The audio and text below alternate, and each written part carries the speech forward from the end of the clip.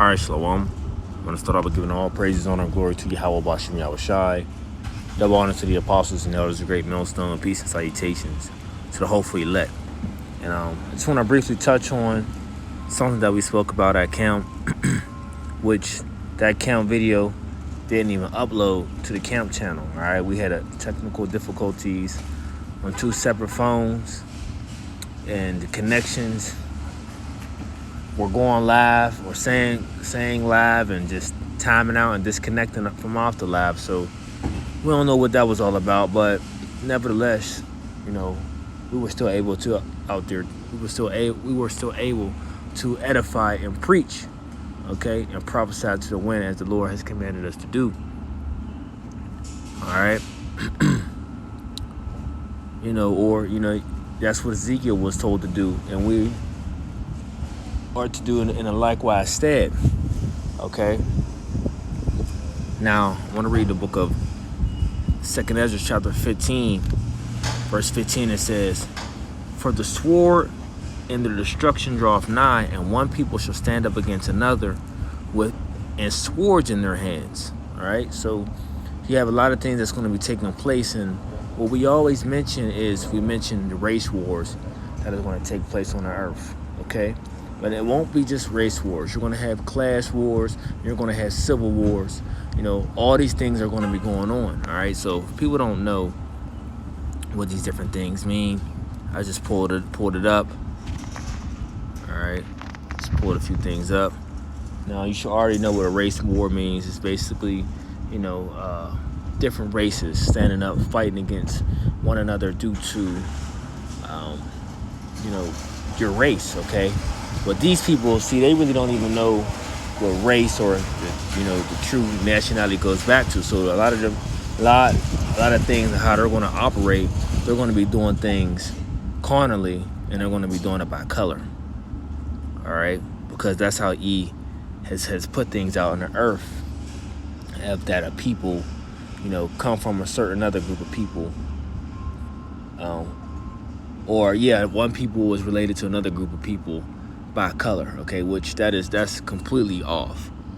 All right, your skin color has nothing to do with your nationality or what lineage you come from. Go to the book of Numbers, read the book of Numbers chapter 1 verse 18, and it tells you that roughly you are who your father is. Okay, your lineage is determined by the pedigree of your father.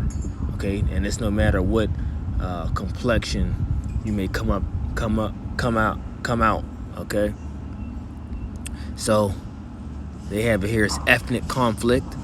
It says an ethnic conflict is a conflict between 2 or more contending ethnic groups.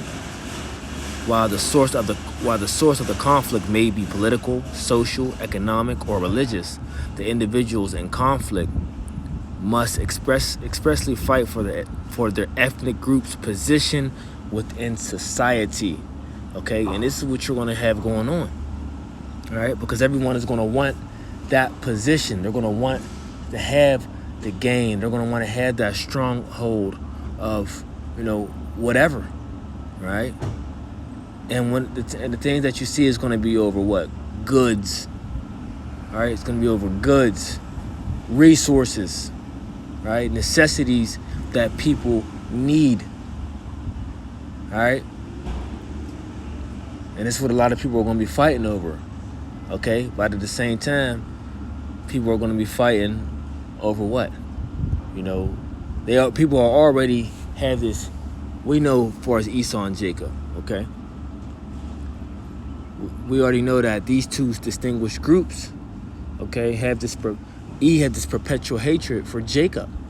Okay, now predominantly E is the so-called white man, and Jacob is the so-called blacks, Latinos, and Native Americans. Okay, but at the same time you have through the seed, through the lineage, right? But you also have Jake that look like these other nations as well, because we were, due to prophecy, we were scattered amongst these other nations, and we mingle with these other nations as well. And then you had E, some of our people that look like E, because they slept with our women during slavery, and a lot of those children, which are the slave masters' children, came out to look you know, the part of Jake. Okay, so you can go into the wheat and tares parable dealing with that. Okay, well, you're gonna have this thing going on of people are gonna be, at one another's throats behind, the whole color thing. All right.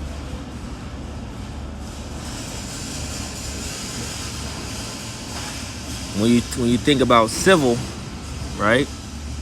Civil war. Let's just go into it. It says a civil war is also known as a interstate war in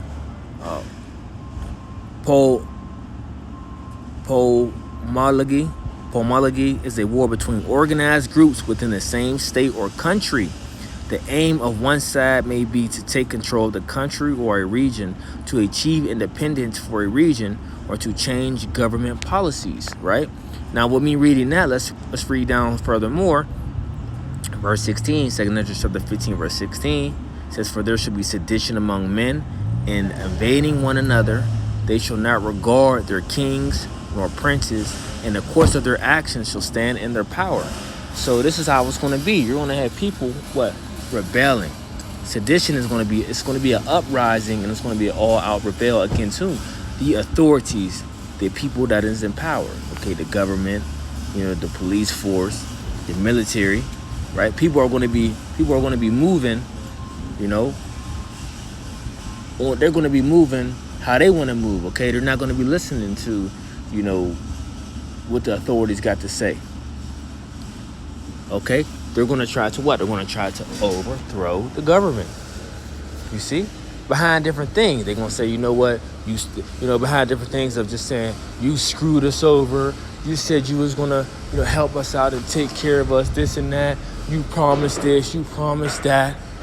And you didn't keep your end of the bargain. So people are going to start to wild out. You're the cause of this. You let America get this bad.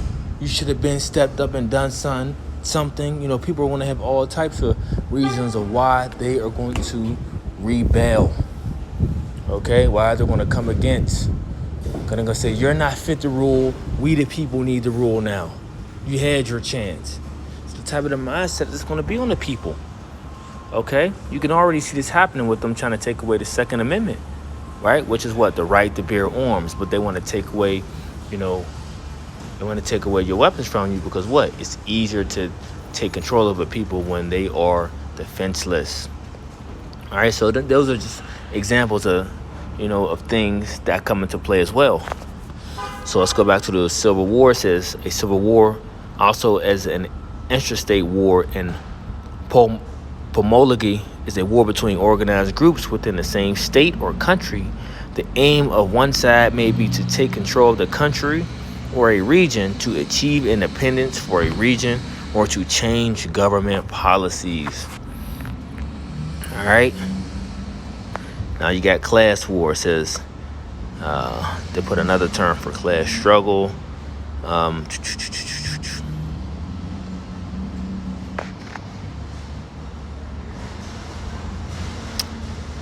Let's see.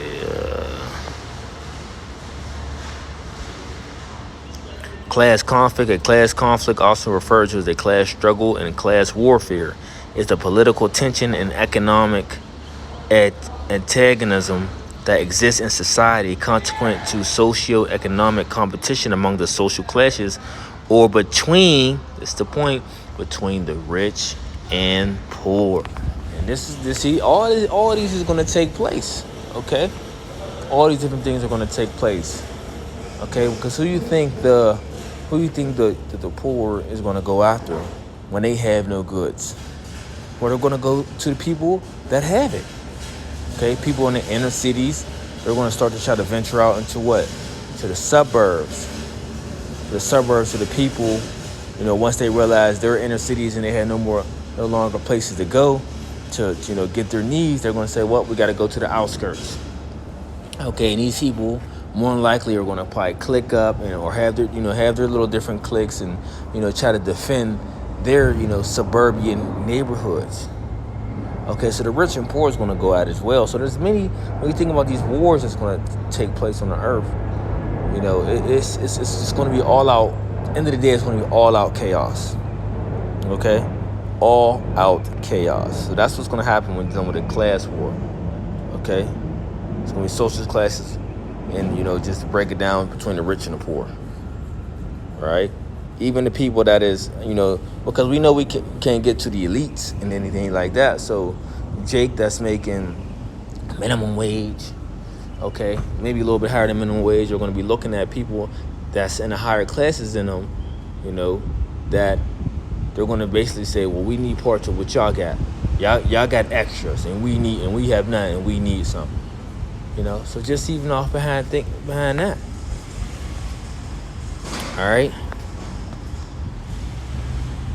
So let's read this again. Let's start out verse 14. 2 Ezra chapter 15, verse 14. It says, woe to the world and them that dwell therein, for the sword and their destruction draweth nigh, and one people should stand up to fight against another, and swords in their hands. Okay, it's all gonna be all type of chaos on this earth. For there should be sedition among men, invading one another. They should not regard their kings nor princes, and the course of their actions shall stand in their power. And a man shall desire to go in a city and shall not be able. So, a lot of things are going to be barricaded. A lot of things are going to be blocked off. You got a city with bridges, these enters and these exits, these highways and, bridges to the city, okay, that you think you're going to be able to just travel here and there. Oh, no, these places are going to be shut off. People are not going to have access to these, access to these highways and these bridges. They just be continue to travel from one city to another, especially when martial law comes into play. Verse 18, for because of their pride, the cities shall be troubled, the houses shall be destroyed, and men shall be afraid. It says, a man shall have no pity upon his neighbor, but shall destroy their houses with the sword and spoil their goods because of the lack of bread and for great tribulation. So it's going to be no pity. Okay, it's going to be no pity upon one's neighbor, and it's going to get so crazy out here. People that used to be best friends and, co-workers and, the best associates and whatever the case may be, all that's going to go out the window when a lack of bread comes. It says the man shall have no pity upon his neighbor, so he's not going to, and to make it, just keep it plain as day, it's going to be a dog-eat-dog world, okay? It's going to be, if you got it and I don't got it, I'm coming to take what you have, okay? And that's how it's going to be. So I just got to touch on this to the spirit and edify. Lord willing, help us edify. So the next time I want to say, Shalom.